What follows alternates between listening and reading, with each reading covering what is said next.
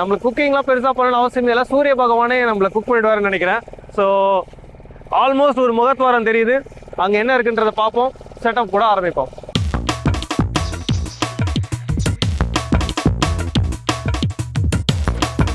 So இந்த இடத்த பார்த்தீங்களா, அந்தாண்ட கடல் இருக்குது, இந்தாண்ட ஆறு இருக்குது, நடுவில் ஒரு திட்டு இருக்குது. இந்த திட்டில் தான் நம்ம இன்றைக்கி வச்சு குக்கிங் பண்ண போகிறோம். ஸோ நம்ம உங்களுக்கு இடத்த காமிச்சோம், அந்த இடத்த நம்ம ரீச் பண்ணிட்டோம். இந்த இடத்துல தான் ஒரு செட்டப் போகிறதுக்காக இப்போதைக்கு ஒரு பிளானிங் இருக்குது. ஆனால் அங்கே போய் பார்த்தா தான் தெரியும் என்ன டிஃபிகல்ட்டி இருக்குன்னு. ஏன்னா போகிறதுக்கே ஒரு டிஃபிகல்ட்டி இருக்குன்னு நினைக்கிறேன். இங்கே பார்த்தீங்களா தண்ணியில் நல்லா கிளாரிட்டியாக இருக்குது, ஆனால் அந்தாண்ட சைடு டார்க்காக இருக்குது. இட் மீன்ஸ் அங்கே ரொம்ப ஆழமாக இருக்குன்னு அர்த்தம். ஃபஸ்ட்டு நம்ம அதை செக் பண்ணுறோம், எப்படி அங்கே போகிறதுன்றதுக்கு ஒரு பாதையை முதல்ல கண்டுபிடிக்கிறோம். அதுக்கப்புறம் அங்கே செட்டப் பண்ணிட்டு குக்கிங் ஆரம்பிக்கிறோம். வாங்க.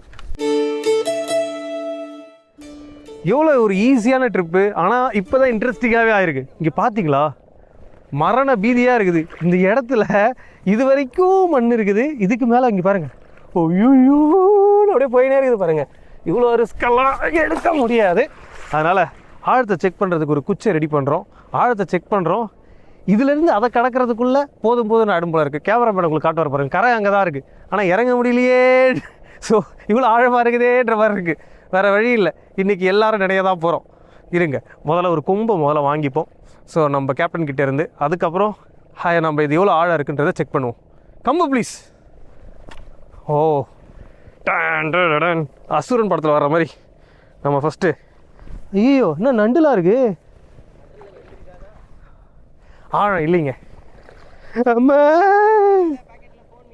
இல்லை எதுவும் இல்லை. எம்மாடி இது ஆழம் இல்லை, அடுத்த ஸ்டெப் ஆழமாக இருக்கும் போலையே. ஐயோ ஆ ஓபாடி ஓகே, ஓரளவுக்கு தப்பிச்சிட்டோம். ஆழம் இல்லை. ஆழம் செக் பண்ணுறதுக்காக இந்த குச்சி எடுத்துகிட்டு வந்தோம். ஆனால் இது ஒரு விஷயம் டக்குன்னு நான் ஒன்று நோட்டீஸ் பண்ணேன். இங்கே பாருங்களேன், தண்ணியில் இந்த குச்சி ரொம்ப ஸ்பீடாக போகுது. இங்கே பாருங்கள், செம்ம ஸ்பீடாக போகுது இல்லை? அங்கே பாருங்களேன், அப்படியே போய் பாருங்கள், அவ்வளோ ஸ்பீடாக போயிடுச்சு. Super super. இங்கே பாருங்கள் சங்கு இங்கேயே இருக்குது பாருங்கள், எவ்வளோ பெரிய சங்கு. இந்த சங்கு உங்களுக்காக பாருங்கள், உங்கள் கேமராமேன் கிட்ட வரும் பாருங்கள். இதெல்லாம் ஆலிலாம் இருக்குது. சூப்பர். ஸோ ஒரு ஒலம்புரி சங்கு மாதிரி ஏதோ ஒரு சங்கு. இது கரையில் இருக்கிறதுனால இது கரம்புரி சங்குன்னு சொல்லுவாங்கன்னு நினைக்கிறேன். ஏதோ ஒரு சங்குங்க, ஆனால் சூப்பராக இருக்குது பார்த்தீங்களா. இந்த மாதிரி சங்கு நிறைய இருக்குங்க. நெக்ஸ்ட்டு நம்ம வந்த வேலையை பார்க்குற மாதிரி இடத்த செட் பண்ண போகிறோம், நம்ம குக் பண்ண போகிறோம். இதுக்கு முன்னாடி ஒலிம்பிக்ஸ் பார்த்துருக்கீங்களா யாராவது? லாங் ஜம்ப் ஹை ஜம்ப்லாம் சொல்லுவாங்களே, கேள்விப்பட்டிருக்கீங்களா? இப்போ நான் ஒரு ஹை ஜம்ப் பண்ண போகிறேன். இந்த ஹை ஜம்ப் என்னால் மட்டுமே முடியும், நான் மட்டுமே பண்ண முடியும். பார்க்க போகிறீங்க. குச்சை போட்டு மேலே ஜம்ப் பண்ணுறோம். ரெடி?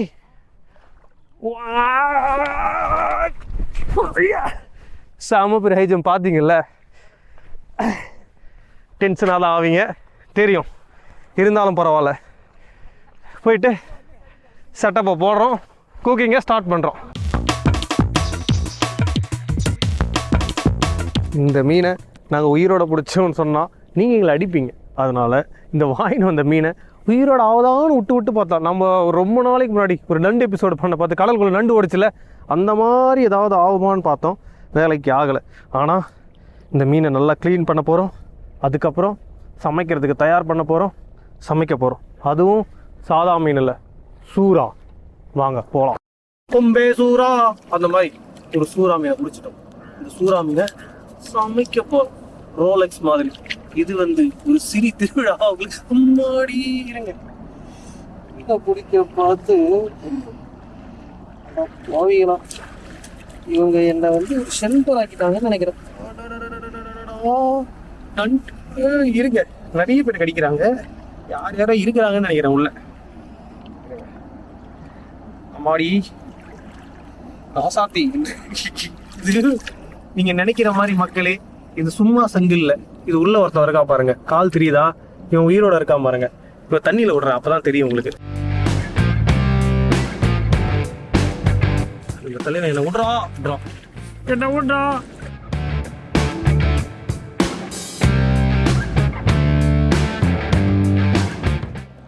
நெக்ஸ்ட் மீன் கிளீன் பண்ண போறோம். வாங்க.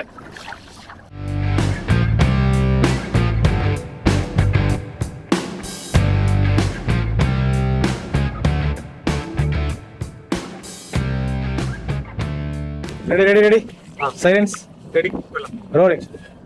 ஃபைனலா பிடிச்ச சூர மீன் அப்படியே ஸ்லைஸா வெட்டி குழம்புக்கு தேவையான தலை வால் வயிறு இது எல்லாத்தையும் வெட்டி எடுத்து வச்சாச்சு. நெக்ஸ்ட் என்ன, ஃபார் குக்கிங் தான். குக்கிங் எப்படி பண்ண போறோம்னு பாத்தீங்கன்னா, முதல்ல வறுக்க வேண்டிய மீனுக்கு தேவையான மசாலாவெல்லாம் போட்டு சும்மா அப்படியே எடுத்து ஒரு 1/2 hour to 1 hour வச்சோம்னா மசாலா அப்படியே ஊறிட்டே இருப்பாங்க. அதுக்குள்ள நம்ம குழம்பு பண்றோம்.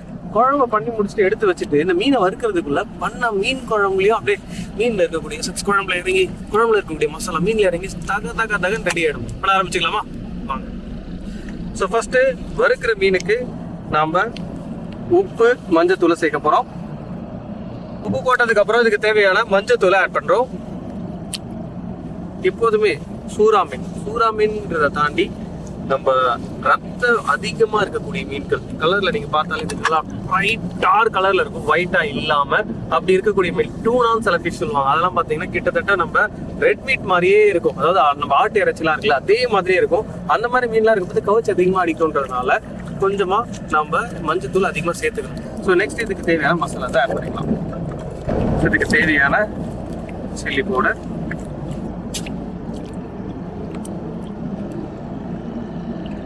எப்போதுமே இந்த மாதிரி மீன் வந்து நீங்க காரசாரமா செஞ்சீங்கன்னா தான் நல்லா இருக்கும். அதனால நீங்க சில்லி பவுடர் தாராளமா போட்டுக்கலாம். இது தேவையான மல்லி,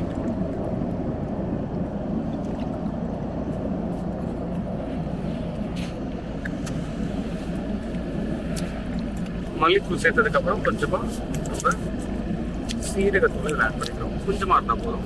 கொஞ்சமா சென்னாங்குண்ணி பொடின்றது என்னன்னு பாத்தீங்கன்னா, இந்த சின்ன சின்ன இறாலாம் கிடைக்கும் இல்லையா, அந்த இறாவை வந்து எடுத்துட்டு நம்ம நல்லா வானல்ல போட்டு வறுத்து அந்த மண்ணெல்லாம் எடுத்துட்டு நம்ம இட்லி பொடி மாதிரியே அரைப்பாங்க. ஆனா இட்லி பொடிக்கு கடலை பருப்பு போடுவாங்க, இதுக்கு வந்து பொட்டுக்கடலை போடுவாங்க. இவ்வளவுதான் வித்தியாசம். அந்த பொடி ஆல்ரெடி நான் அரைச்சு வச்சிருக்கேன், அதை நான் இதுல ஆட் பண்ண போறேன்.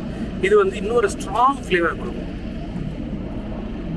பிளஸ் முக்கியமான விஷயம் ஃபிஷ்ஷுக்கு லெமன் ஜூஸ். இந்த லெமன் ஜூஸை ஆட் பண்ணதுக்கு அப்புறம் நம்ம ஒரு பூண்டை நல்லா போட்டு நங்கடை இடிச்சு அதில் போட்டு பரட்டி எடுத்து வச்சுட்டு வச்சுக்கோங்களேன். அவனை டிஸ்டர்பே பண்ணாமல் ஒரு 1 hour இப்படியே நம்ம அந்த மீனை வச்சிட போகிறோம். இந்த டிஷ்ஷுக்கு தேவையான லெமனை புரிஞ்சுக்கணும். முக்கியமான விஷயம், இஞ்சி பேஸ்ட் போட போகிறோம். பூண்டை நல்லா இடிச்சு போட போகிறோம்.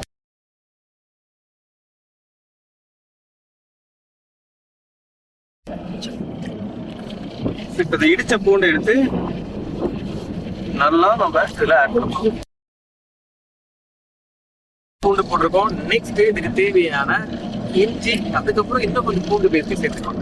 என்னதான் நம்ம இடிச்சு போட்டாலும் பேஸ்ட் சேர்க்க பார்த்தது இன்னும் ஒரு டேஸ்ட் நல்லாவே இருக்கும்.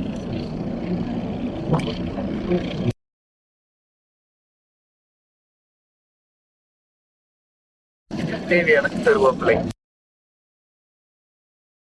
நான் சேர்க்கறது தேங்காய் எண்ணெய் ரொம்பவே நல்லா இருக்கும். அண்ட் இல்லை நீங்கள் ரீஃபைண்ட் ஆயில் யூஸ் பண்ணுறீங்க, அது உங்களுக்கு பிடிச்சிருக்கு, நல்லா யூஸ் பண்ணுறீங்க, அது உங்களுக்கு பிடிச்சிருக்கா அதை யூஸ் பண்ணலாம். பட் இந்த மாதிரி விஷயத்துக்கு நீங்கள் தேங்காய் எண்ணெய் சேர்க்கும் போது டேஸ்ட் இன்னுமே சூப்பராக இருக்கும்.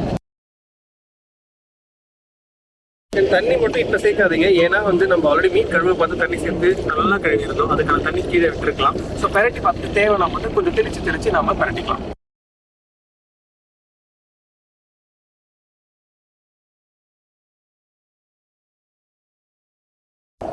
நம்ம வறுக்கிறதுக்கு தேவையான சூர மீனை எடுத்து போட்டு அதுக்கு மசாலாலாம் செம்மையாக போட்டாச்சு. இதை நம்ம மினிமம் ஒரு 1/2 hour ஊறுறதுக்கு அலோவ் பண்ணிட்டு ஒரு சைடில் எடுத்து வச்சிருக்கோம். இது ஒரு ஊறிட்டு இருக்கு. அதே டைமிங் நம்ம தலை வால் வயிறு இதெல்லாம் நம்ம கட் பண்ணி வச்சிருந்தோம் இல்லையா, அவங்கள போட்டு ஒரு அருமையான குழம்பு வைக்க ஆரம்பிச்சுக்கலாமா?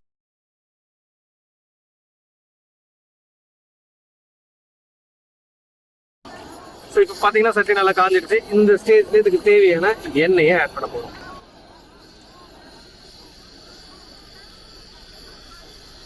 எண்ணெய் ஆட் பண்ணதுக்கு அப்புறம் கொஞ்சமா கடுகு உளுத்தம் பருப்பு இதில் ஆட் பண்ண போறோம். ஒரு காஞ்ச மிளகாய்,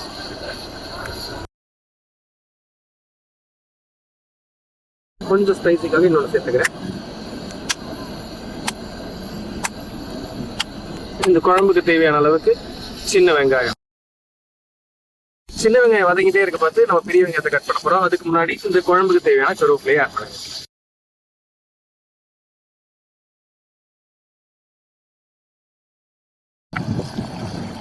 இப்போ சின்ன வெங்காயம் நல்லா வதங்கிக்கிட்டே இருக்கு.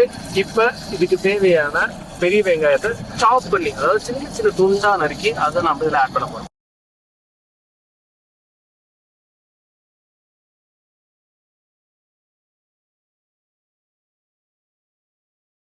இப்போ இதுக்கு தேவையான பெரிய வெங்காயம்,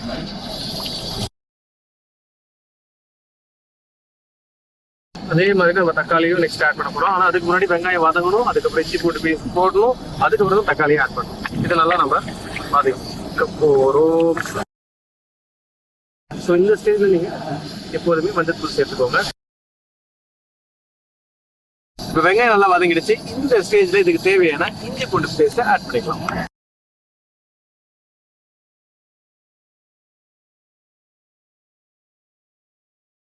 இப்போ இதுல கொஞ்சம் எண்ணெயையும் சேர்த்துட்டு நல்லா அதை வதக்க போறோம். வதக்கினதுக்கு அப்புறம் இதுக்கு தேவையான தக்காளியை ஆட் பண்ணிட்டு மசாலா ஆட் பண்ண போறோம். இதுதான் ப்ரொசீஜர்.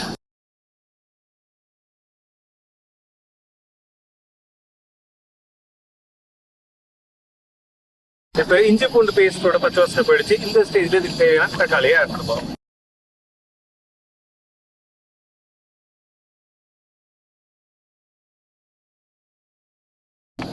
எப்போதுமே தக்காளி ஆட் பண்ண உடனே நெக்ஸ்ட் நம்ம ஆட் பண்ண போறது இதுக்கு தேவையான உப்பு.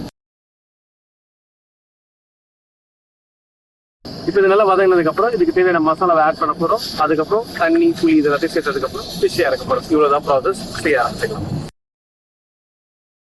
பாத்தீங்கன்னா நம்ம போட்ட தக்காளி அப்படியே மசிஞ்சு போய் ஆல்மோஸ்ட் ஒரு தொட்டு கன்சிஸ்டன்சி வந்துருச்சு. இந்த ஸ்டேஜ்ல இதுக்கு தேவையான மசாலாவை ஆட் பண்ண போறோம். சில்லி பவுடர்,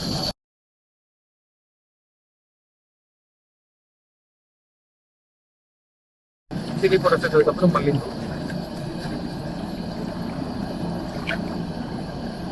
இதுக்கு மட்டும் நம்ம 2 சில்லி பவுடர் இருக்கணும். ஒன்று பாத்தீங்கன்னா காஷ்மீரி ரெட் சில்லி பவுடர், இன்னொன்று வந்து நார்மல் ரெட் சில்லி பவுடர். இது ரெண்டுத்துக்கு என்ன வித்தியாசம் பார்த்தீங்கன்னா, Kashmiri red chilli powder colour உங்களுக்கு நல்ல ப்ராமினெண்ட்டாக கொடுக்கும், ஸ்பைஸ் லெவல் கொஞ்சம் கம்மியாக இருக்கும். But normal chilli powder spice level அதிகமாக இருக்கும், கலர் கொஞ்சம் கம்மியாக இருக்கும்.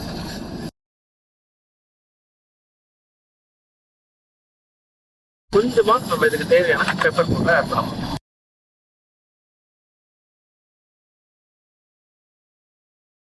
இப்போ இதுக்கு தேவையான புளியை ஆட் பண்ண போறோம்.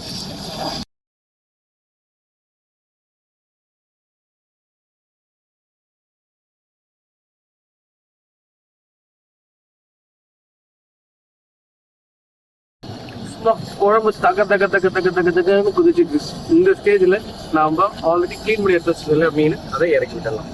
ஃபர்ஸ்ட் மீனோட தலை.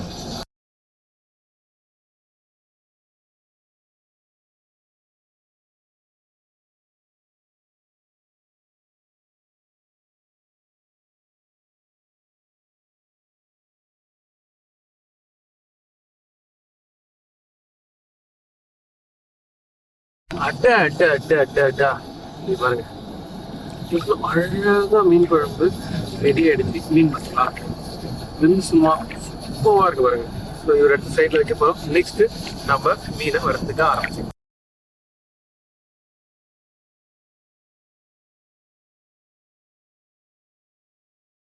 இப்போ நெக்ஸ்ட் பார்த்தீங்கன்னா நம்ம வறுக்கிறதுக்காக மீன் எடுத்து வச்சிருந்தோம் இல்லையா, நல்லா ஊறிடுச்சு. இவங்களை எடுத்து நம்ம வறுக்க போகிறோம். ஸோ ஃபர்ஸ்ட் இது தேவையான ரீஃபைண்ட் ஆயில்.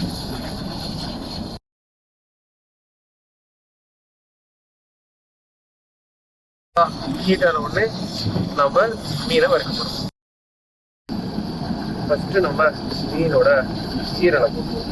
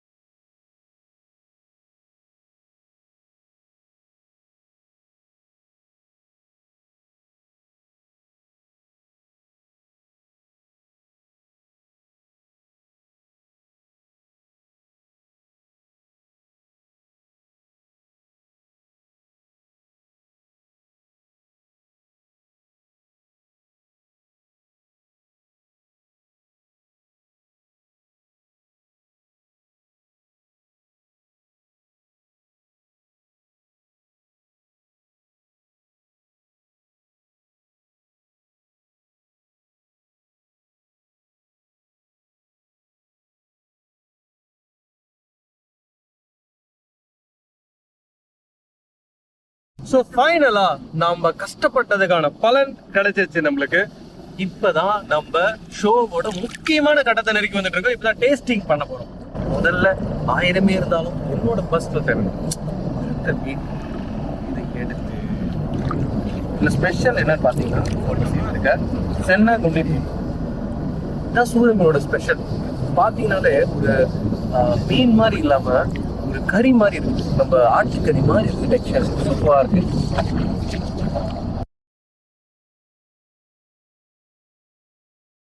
ஆஹா, வேற மாதிரி இருக்கு டேஸ்ட். எஸ்பெஷலாக சென்னங்குள்ள டேஸ்ட் இன்னும் சூப்பரா இருக்கு. குழம்பு ஆல்ரெடி நான் டேஸ்ட் பண்ணிட்டேன். குழம்பு மீன் இப்போ டேஸ்ட் பண்ணிக்கலாம்.